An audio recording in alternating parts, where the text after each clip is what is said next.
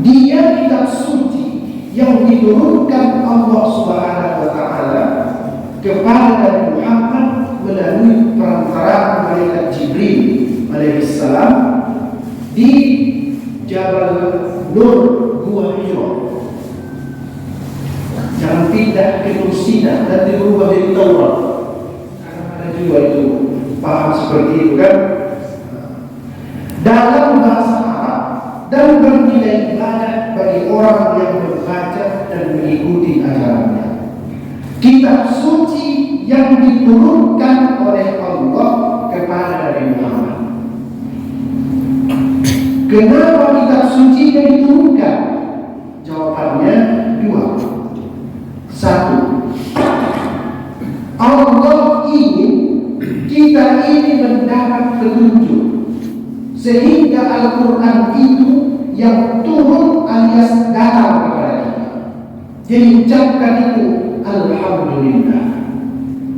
Bayangkan kalau misalnya begini, Al-Quran tidak akan turun. Siapa yang mau dapat petunjuk, naik ke langit, cari Al-Quran itu sendiri. Karena dia diturunkan bunyinya tadi kan, walladzina yu'minuna bima unzila. Dia yang beriman kepada yang diturunkan alias datang. Nabi Muhammad juga disebut dalam Al-Quran, laqad ja'akum, telah datang kepadaku dari Muhammad. Tidak perlu kita datangi. Sebenarnya perlu siapa?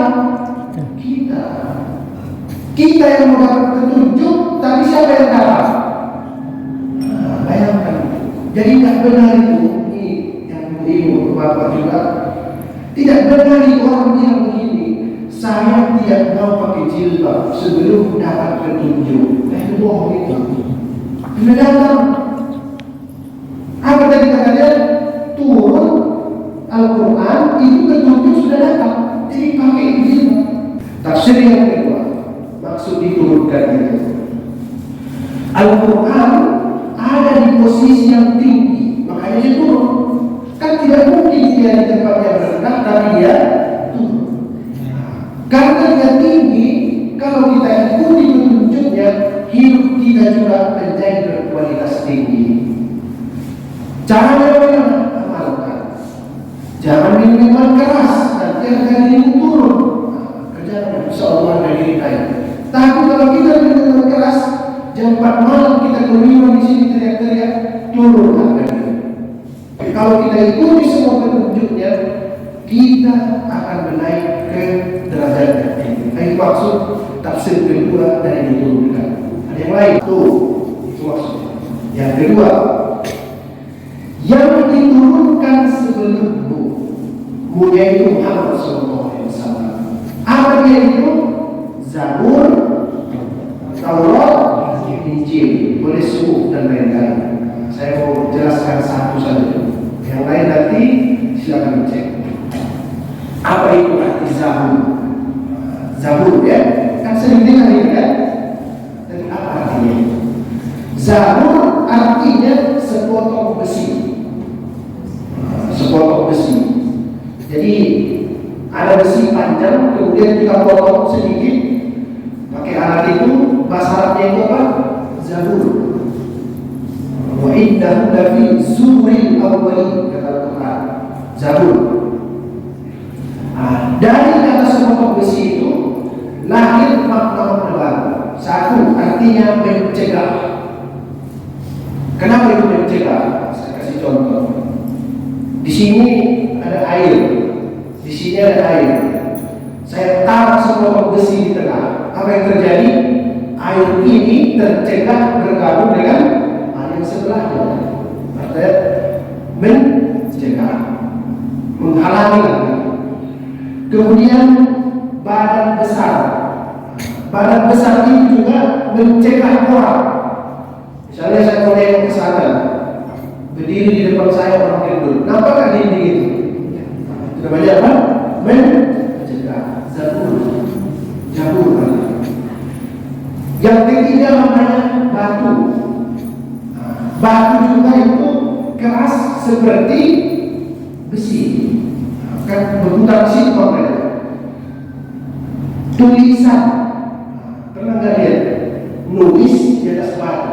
Yang terakhir perkataan. Kenapa? Karena yang ditulis itu biasanya diucapkan. Itu sebabnya Iqra, artinya baca. Itu maksudnya juga tulis. Itu juga artinya itu. Kenapa? Apa yang mau dibaca kalau tidak ada tulisan? Maksudnya.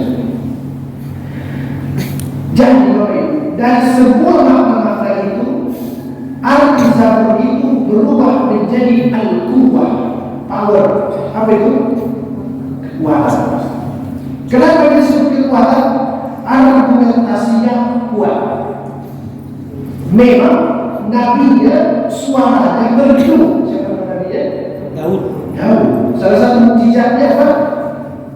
Suaranya merdu, iya kan? Tapi dia pun suaranya merdu, argumentasinya kuat. Tuh, saya tafsirkan begini. Kalau begitu dalam hidup ini, Bapak Ibu sekalian, yang perlu dikuatkan itu argumentasi, bukan suara yang asal. Sekarang kan orang teriak itu kosong, kan artinya ada kesan begini. Kuatkan argumentasimu, pelankan suara. Jangan lihat yang terjadi sekarang apa? Argumentasinya lemah, suaranya kuat. Di dalam hidup ini, belajarlah dari Zabur. Bagaimana itu? Nabinya suaranya lembut, tapi argumentasinya kuat.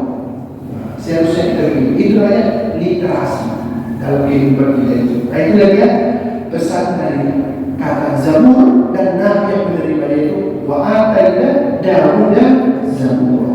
Bagaimana caranya Ustaz? Supaya kalau saya bicara, argumen alasan saya kuat, tapi suara saya tetap lembut. Caranya Iqra. Apa? Baca. Tidak ada solusi lagi. Banyak baca. Nah, baik.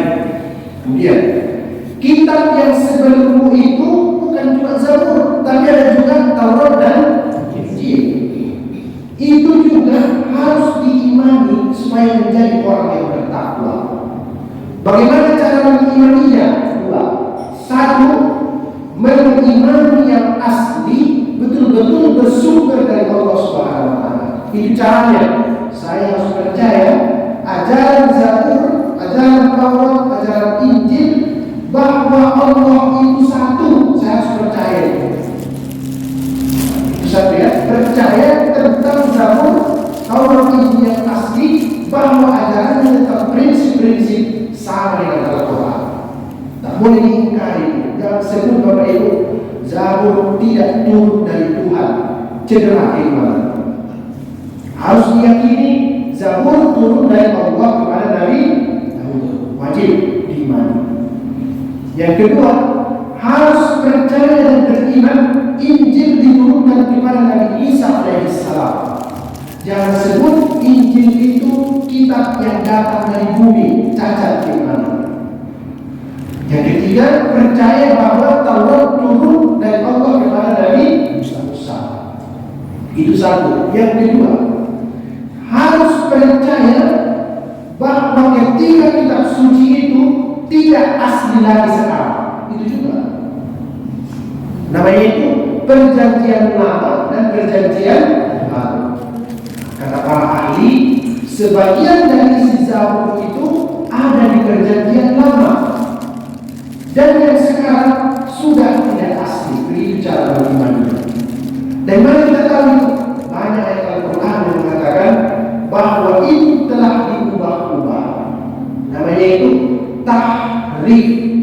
Istilah Al-Quran, yuharrifuna al-kalima an mawadihi. Mereka ubah-ubah kitab suci itu dari tempatnya. Itu cara beriman yang kedua. Jadi satu tadi, beriman itu turun dari Allah, dan yang kedua percaya bahwa itu telah diubah sekarang. Karena Al-Quran mengatakan telah ada perubahan di dalamnya. Yang terakhir, wabil akhirati hum yuqinun. Ciri orang yang bertakwa ketiga, dengan hari akhirat mereka yakin. Kenapa itu Pak perlu yakin dengan hari akhirat? Satu, dengan adanya hari akhirat, orang tidak sembarangan di dunia. Itu satu manfaatnya. Kalau Bapak Ibu yakin minggu depan saya disidang di pengadilan, masih berani kan mencuri? Besok saya akan disidang kasus pembunuhan, masih berani bunuh hari ini?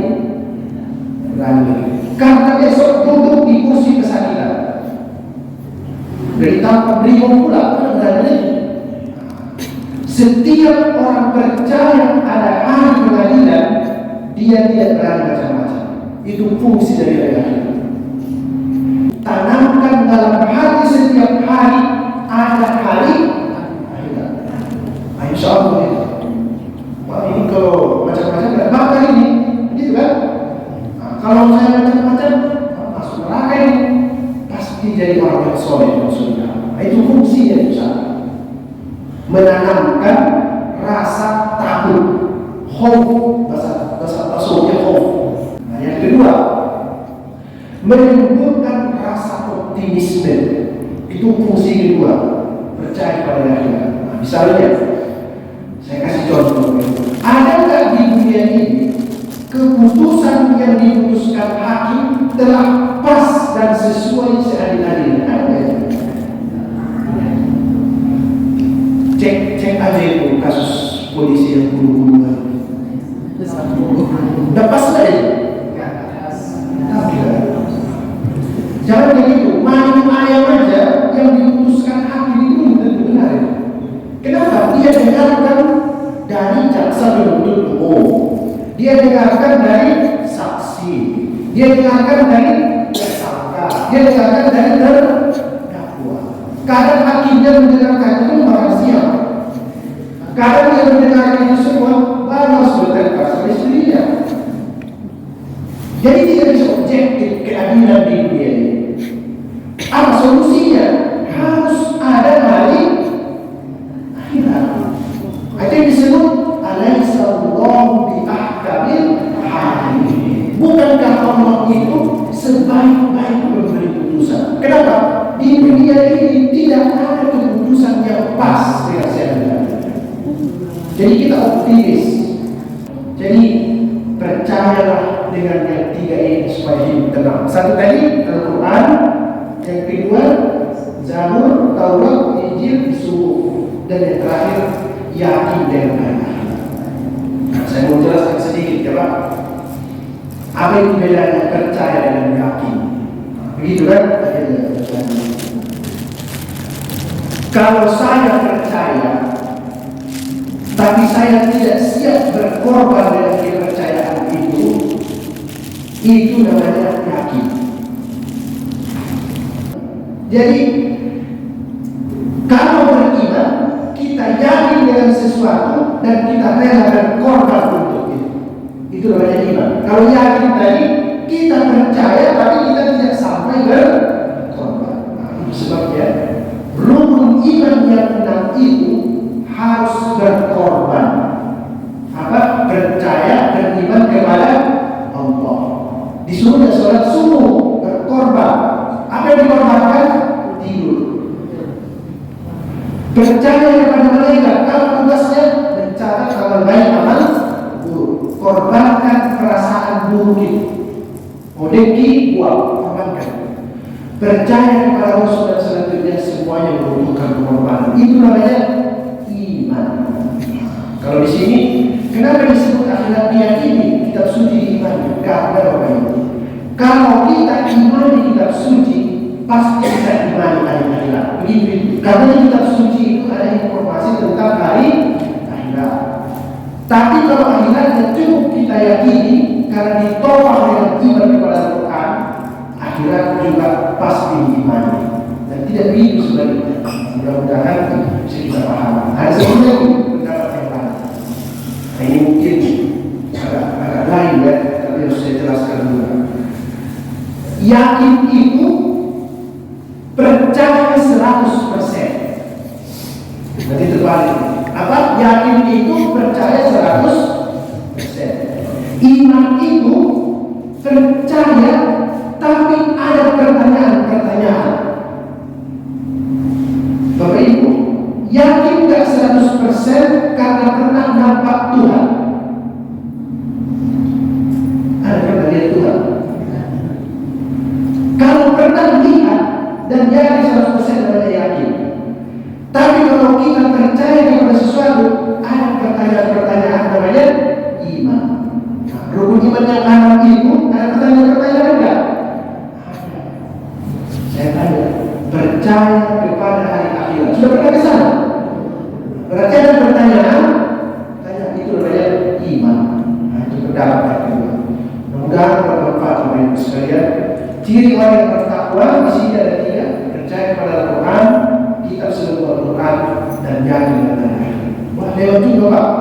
Maaf ini. Sorry. Terima kasih. Assalamualaikum warahmatullahi